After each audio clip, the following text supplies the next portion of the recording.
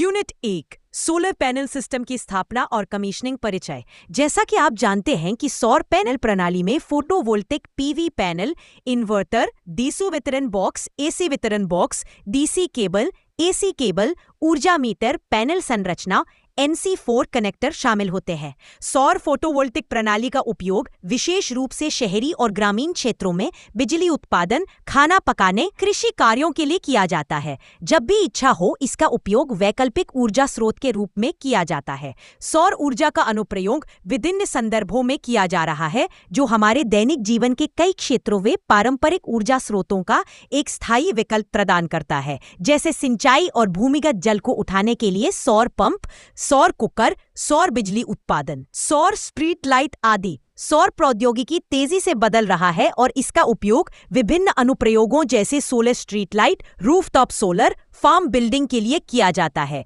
और उत्पादन सुविधाओं में लगातार सुधार किया जा रहा है।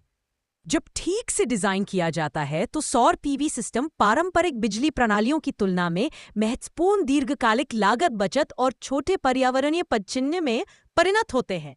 सौर मंडल का विद्युत उत्पादन सौर फोटोवोल्टिक प्रणाली के आकार पर निर्भर करता है। सौर संचालित प्रणाली उस समय उपलब्ध सौर ऊर्जा की कुल मात्रा, स्थान और पीवी सरन के आकार पर निर्भर करती है।